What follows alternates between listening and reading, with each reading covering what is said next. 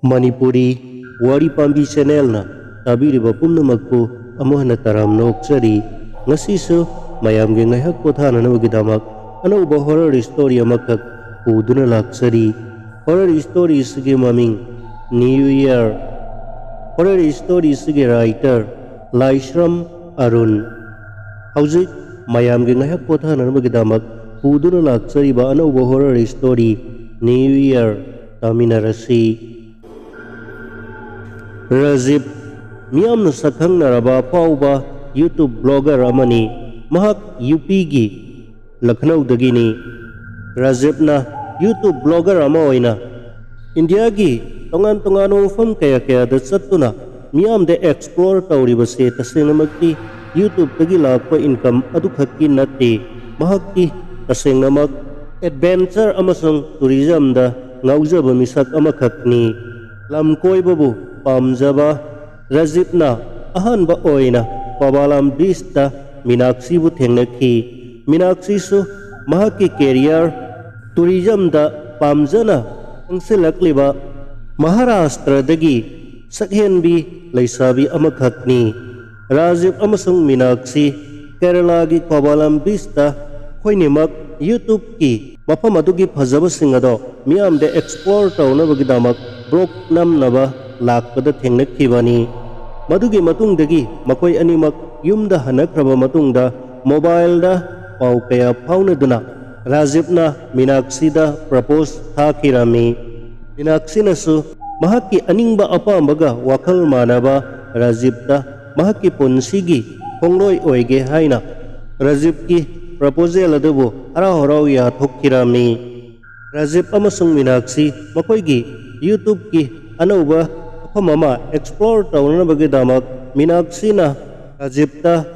Mumbai gi Taj Hotel da laknabagidamak haiki.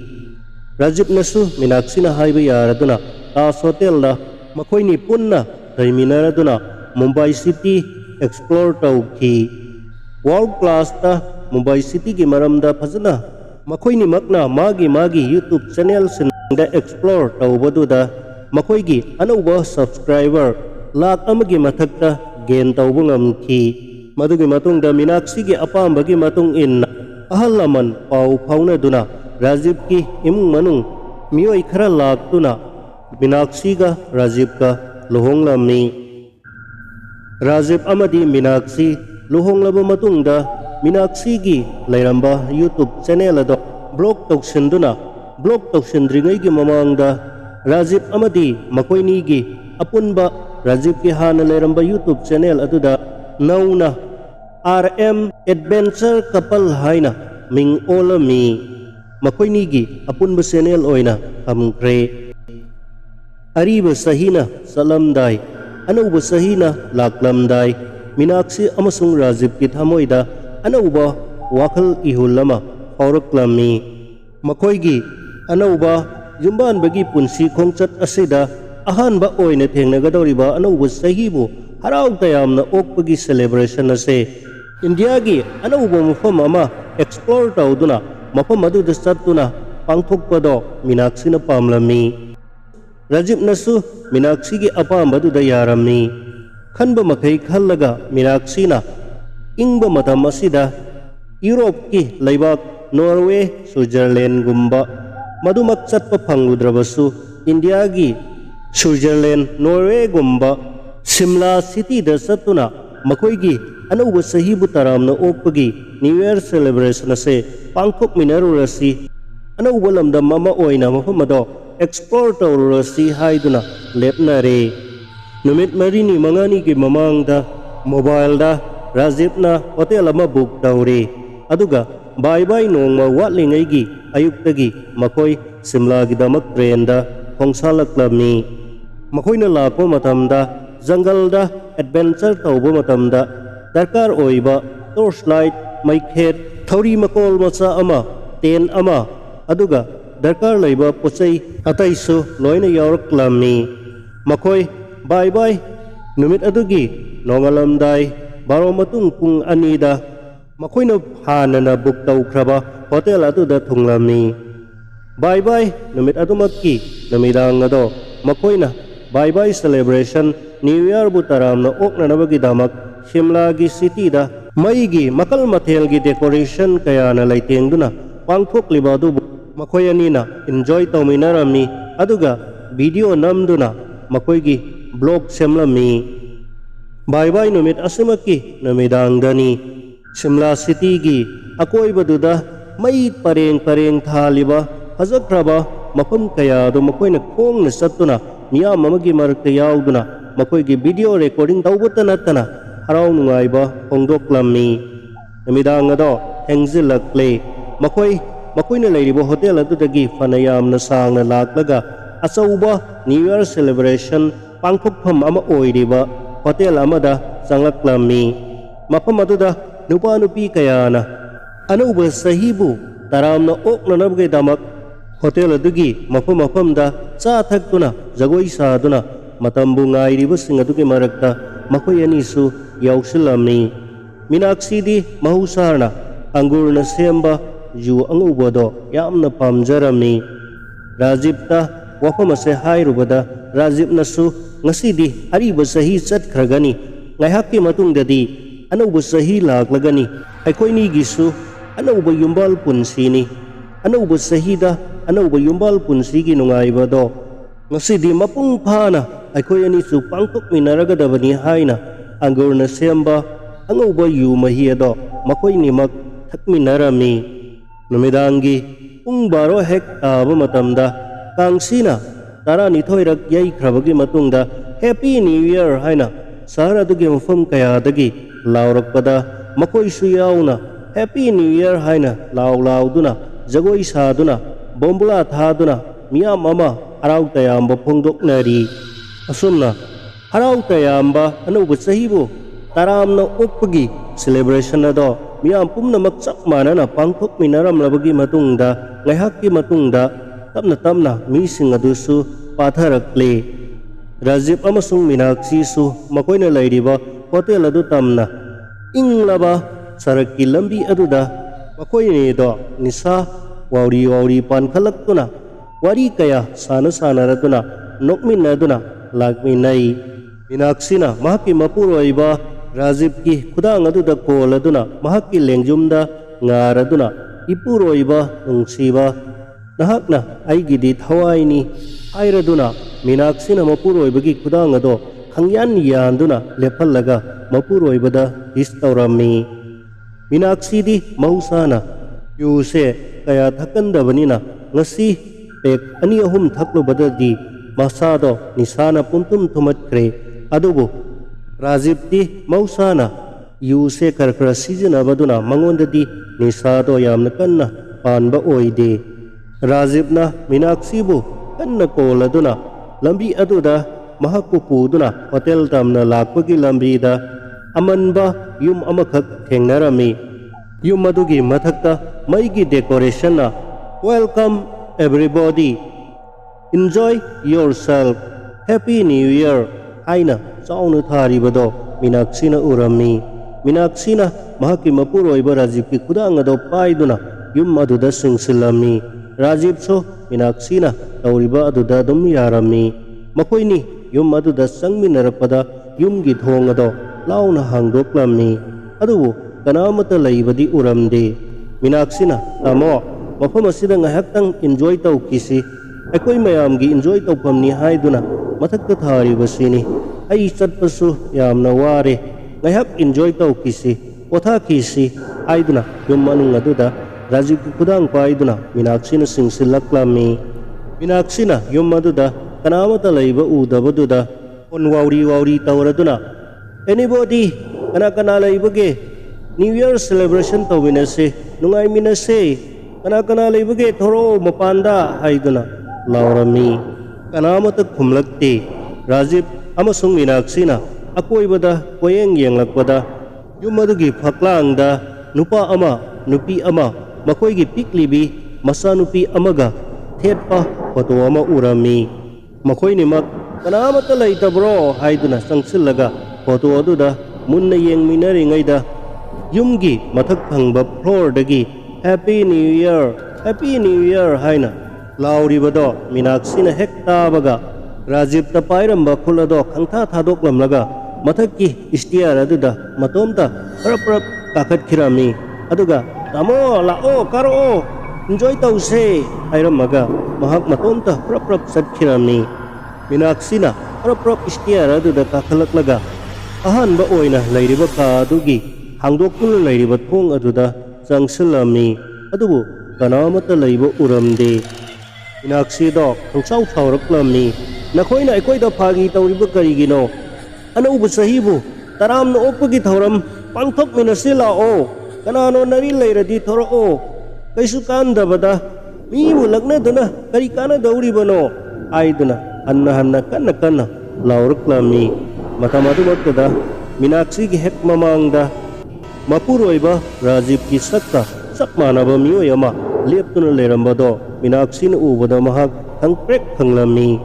saktamado Rajib ki sak oina tawrabasu masamado ifa phai mapi ado mutai chudainai aduga mamin aduna imuk ngangna mangonda sauna yenglakli adudagi khanghaudana tamthiraba akibu panglaba saktam maduna Minaksibu laimaida upthuna tuhallami thangnaba mikupta maya aduna Minaksi gi ngaksamda kanna siglaklami saina ado khangba ngamdraduna Minaksi na kanna lauraklami matam adumaktada mapuroiba Rajib ado mathakta chenkalaklami Rajibna chenkhalakpa matam aduda Minaksi ado tharo onduna mathakta kaptuna law khongduna leirambado hengnakhi Rajibna Minaksi nangbu kaidorage kari dorage ha kaidorage hanglaklami Minaksi do ipa pakhana mapuroiba Rajibta yengkhalaklami aduga mahakki makut aduna mahakki mangaksamda nanduna yengbada karisu tawdre Minaksi do ipa pakhatna Rajibta konsilaklami Rajibna Minaksi da aikoina ngasi tawribase chumdabani aikoigi lam sunataba aikoina mathong maram khangba mafam sunataba sida aikoina New Year celebration tawribani haiduna idak thaktuna mafam khangdaba jagada pangchang changduna tawribase yamna lali Minaksi nangna tawribase yam lali yam thuna aikoi hotel aduda hannaba tawrasi hairaduna Minaksi ado Rajibna makut paiduna singkhalaklami adubu Minaksi di nisagi mayaiga akibaga animak punduna mahak mafam adudagi haugatpado ngamdre Rajibna wana panaduna Minaksibu pamkhalle aduga istiyar aduda tapna kumtharaklami Rajibna Minaksibu pamduna thong aduda thorakpadadi thong ado hangdokpa yadre mapanda pona thajin kramale kana leibage thong ado amta hangdokpiyo haiduna Rajibna hanna laubadasu kanamatana khumlaktre Rajibna asawbaga loinana kanna lauraklami mafam asigidamaktaro prithivigi miyamna fajai sonariba India gi miyamna pamna chatnariba mafam ase masigidamaktaro karino kanano karigino aikoibu atuk yamna wahanbiriba haiduna laurakpaga kaduda ngalamba blap ado futlauna mutkre kado umamamkre Rajib akibagi wakhalna mahakna thaglakpa jugi nesaga loina mangkre khudakta mahakki mobile ado lauthokuna mobile gi torchlight ado kaplaklami mobile ado torchlight kaptuna akoibaduda yenglakpada hakangda thelamba photo ado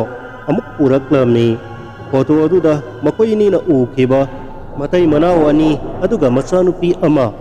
aduga haujik mahakna nauna uribasina mamaga machanupi adu khaktanga nupa adudi photo aduda yauramdre hek thangnaba mikupta mahakna leiriba ka adugi nakanda leiriba ka manung adudagi Minaksina tamo aibu kanbiyo haina kapagi khonjel taraklamni Rajibna khudakta laimaida kapthaduna yenglakpada mahakmakki manakta tumdana leiramba Minaksi ado leiramdre Minaksi khonjel ado tabada khonjel lakliba maikai adomda Rajibto torchado kaptuna chensilami adubu ka adudi thonglon bana maram oiduna hangdokpudo yadre ka manung adudagi Minaksina kappa lawbuga loinana hanjil mahakku kanbinanaba kanna lauri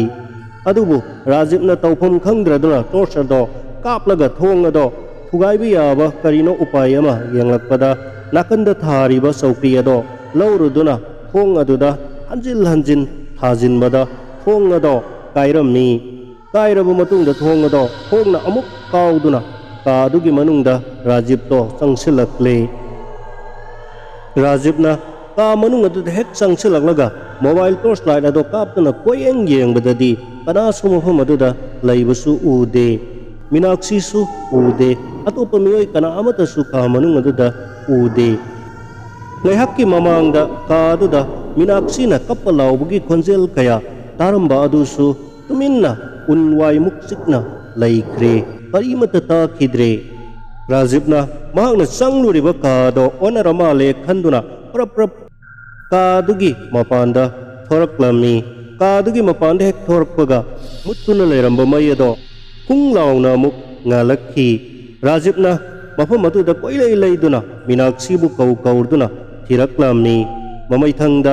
stair अदुगी मथक्ता second floor दा लैबा का अमदा मी लैबगी सामिन नामिन खोंजेल खरा तपना तपना तारम्मी तपना राजीवना stair अदुदा काखलक्तुना का अदुदा तपना चंगक्लमनी ngasinदुना लैरिबा थोंग अदो राजीवना तपना हांगदोक्तुना येंगक्लमनी महाकना हेक येंगलकपदा खंगप्रेक खंगलमनी ngasai mahakna photo du ukhiba saktam sing adumakni makoi ahum changduna Meenakshi gi hakchang adubu machet machet chetuna harauna saduna leirambado mahakna urubada Rajiv तो angau lauraduna pakatna istiar makhada lauraduna sentharaklami राजीवना थादुना लेरंबा चौकरी अमा पाइखतुना पोंगदो उगाइरमी अदुगा महक मपानदा चेंथोरक्लमी सरोक तारबदा महकना लंबी की मताइदा कन्ना सेलक्तुना शिमला पुलिस स्टेशन दा संगलक्तुना रेबा हौदोक कुंबा अमत सिधदना वारी लिरमी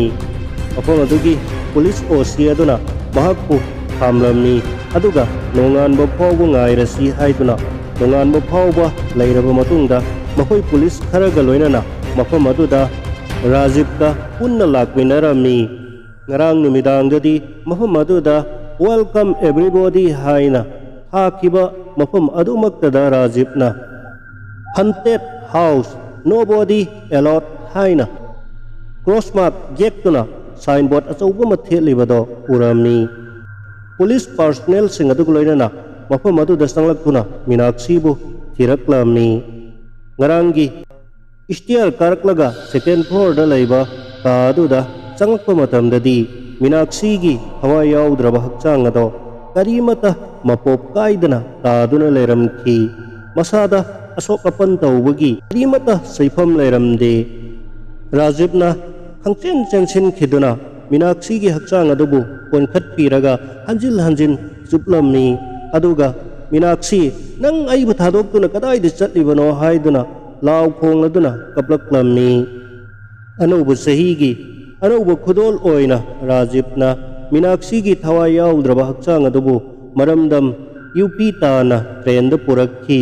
मफम अदुदा अरोइबा मथौ मंगम पांगथोक्खी मीनाक्षी याउद्रबदा महक्की